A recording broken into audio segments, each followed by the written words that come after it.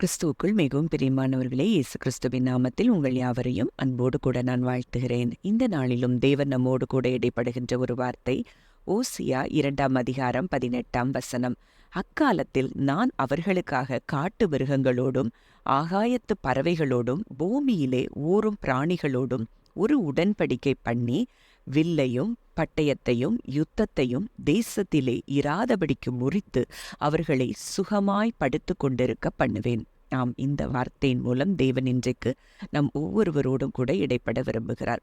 இந்த வார்த்தையை நம்ம நன்கு ஆராய்ந்து பார்த்தோம்னா, நம்ம ஏற்கனவே தியானித்திருக்கிறபடி ஒவ்வொரு வாக்கு தத்தத்திற்கும் பின்பாகவும் நம் தேவனுடைய இருதயத்தை நம்ம பார்க்கிறோம். அப்போ இந்த இடத்துல அவருடைய இருதயம் என்ன சொல்லுகிறதுன்னா, அங்க உங்களுக்கு விரோதமாய் இருக்கிற எல்லா யுத்தங்களையும் நான் தேசத்தில் இராதபடிக்கு முறித்து போட்டு உங்களை நான் சுகமாய் படுத்து கொண்டிருக்க பண்ணுவேன். அப்போ இன்றைக்கு நம் தகப்பனாகிய தேவனுக்கு நம்ம சுகமாய் வாழ வேண்டும் என்பதுதான் அவருடைய சித்தமாய் இருக்கிறது. அப்படிங்கிறத முதலாவது நம் தகப்பனுடைய இருதயத்தை நம்ம அறிந்து கொள்ளணும்.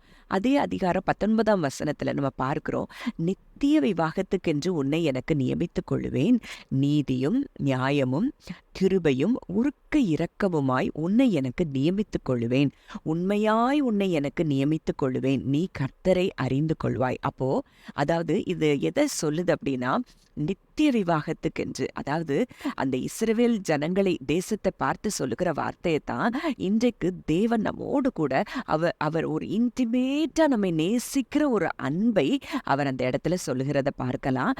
மேலும் ஓசியா 2 அதிகாரம் 16 அங்க சொல்லப்பட்டிருக்கிற ஒரு வார்த்தை, அக்காலத்தில் நீ என்னை பாகாலி என்று சொல்லாமல் ஈஷி என்று சொல்லுவாய் என்று கர்த்தர் உரைக்கிறார். அப்போ நான் அதை தேடி பார்க்கும்போது அந்த பாகாலிங்கிற வார்த்தைக்கு மை மாஸ்டர், அதாவது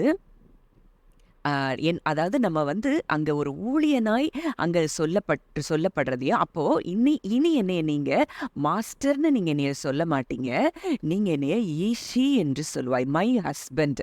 அப்போ அந்த அளவுக்கு இன்டிமேட்டா தேவன் நம்மை நேசிக்கிறார் அப்படின்னு அறிந்து கொண்டால்தான், நம்ம அவருடைய இருதயத்தை புரிந்து கொண்டால் மட்டும்தான் நம்ம வாழ்க்கையில கிருபையும் சமாதானமும் பெருகும். அப்ப இன்றைக்கு ஆண்டவர் நமக்கு கொடுக்கிற வாக்குத்தத்தம், நமக்கு எதிராக இருக்கிற எல்லா காரியங்களையும் அவர் முறித்து போடுகிறேன் என்று சொல்லி நமக்கு வாக்கு கொடுக்கிறார். நாம் சுகமாய் படுத்திருக்க அவர் சித்தம் வைக்கிறாராம்.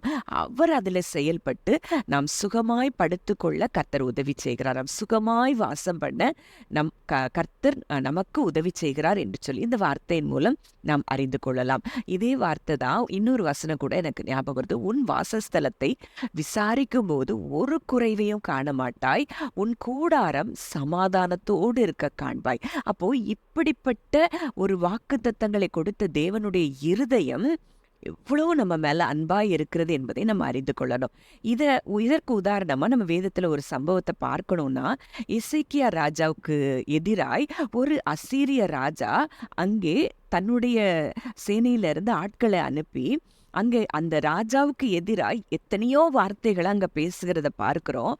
ஆனால் எசேக்கியா ராஜாவை குறித்து சொல்லப்பட்டிருக்கிற வார்த்தை 2 ராஜாக்கள் 18:3 அவன் தன் தகப்பனாகிய தாவீது செய்தபடியெல்லாம் கர்த்தரின் பார்வைக்கு செம்மையானதை செய்தான், அவன் இஸ்ரவேலின் தேவனாகிய கர்த்தரின் மேல் வைத்த நம்பிக்கையிலே அவனுக்கு பின்னும் அவனுக்கு முன்னும் அவனைப் போல ஒருவனும் இருந்ததில்லை.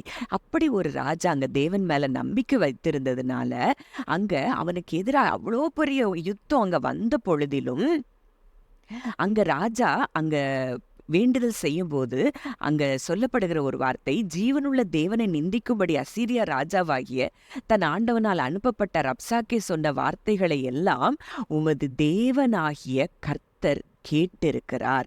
அப்போ இன்றைக்கு அவரையே நம்பி இருக்கிற பிள்ளைகளுக்கு எதிராய் என்ன காரியம் நடந்தாலும் அவர் அதை பார்த்து கொண்டிருக்கிறார், அதை கேட்டுக்கொண்டிருக்கிறார். அவர் நமக்கு எதிராய் செயல்படுகிற எல்லா காரியங்களையும் நமக்காக முறியடிக்கிறார் என்பதை இந்த சம்பவத்தின் மூலம் அறிந்து கொள்ளலாம். அப்போ அங்க திருப்பி அங்க ஒரு தீர்க்க தரிசன அங்க கடந்து வருகிறது, அங்க அங்க சொல்லப்பட்ட ஒரு வார்த்தை, அவனை அவன் தேசத்திலே பட்டயத்தால் விழப்பண்ணுவேன் அப்படின்னு சொல்லி ஆண்டவர் சொன்னது மாத்திரம் இல்ல, அன்றைக்கு ராத்திரி ஒரே ஒரு தூதன் புறப்பட்டு அசீரியரின் பாளையத்தில் 185,000 பேரை சங்கரித்தான். அவர்கள் எல்லாரும் அங்கே பார்க்கும்போது, அதிகாலமே எழுந்திருக்கும்போது அவர்கள் செத்த பிரேதங்களாய் கிடந்தார்கள் என்று சொல்லி பார்க்கிறோம். ஒருவேளை இது அந்த காலத்துல நடந்த ஒரு காரியம். ஆனா இன்றைக்கு நமக்கும் மனிதர்களுக்கும் யுத்தம் கிடையாது. மாம்சத்தோடு இரத்தத்தோடும் நமக்கு போராட்டம் இல்லை. இன்றைக்கு நமக்கு எதிராய் எந்த ஒருவேளை சரீர பலவீனங்களா இருக்கலாம், என்ன காரியங்களா, என்ன யுத்தங்களா, மனிதர்கள் மூலமாய் வந்த எந்த போராட்டங்களா இருக்கலாம், எதுவாய் இருந்தாலும் அந்த போராட்டங்கள் இன்றைக்கு முறிந்து போகுமே தவிர, கர்த்தர் உங்களை சுகமாய் படுத்துக் கொண்டிருக்க பண்ணுவேன் அப்படின்னு சொல்லி தேவன் இன்றைக்கு நமக்கு வாக்கு கொடுக்கிறார். ஜெபிக்கலாம். நல்ல தகப்பனே, நன்றியோடு உம்மை துதிக்கிறோம், ஸ்தோத்திரிக்கிறோம் அப்பா. இன்றைக்கு நீர் எங்களோடு இடைப்பட்ட உம்முடைய வார்த்தைக்காக நாங்கள் நன்றி செலுத்துகிறோம் தகப்பனே. நாங்கள் சுகமாய் படுத்துக்கொள்ள வேண்டும் என்பதுதான் உம்முடைய சித்தமாய் இருக்கிறபடியினால் எங்களுக்கு எதிராய் வந்த எல்லா யுத்தங்களையும் இன்றைக்கு நீர் முறித்து போடுகிறதற்காக நன்றி செலுத்துகிறோம். எல்லா மிருகங்களோடும் நீர் உடன்படிக்கை பண்ணி ஒன்றும் எங்களை சேதப்படுத்தாதபடி காக்கிற ஒரு நல்ல தகப்பனாய் நீர் இருக்கிறபடியினால் நாங்கள் நன்றி செலுத்துகிறோம். இந்த வார்த்தையின்படி இதை கேட்கிற ஒவ்வொருவரையும் நீர் ஆசீர்வதிக்கிறதற்காக நாங்கள் நன்றி செலுத்துகிறோம்.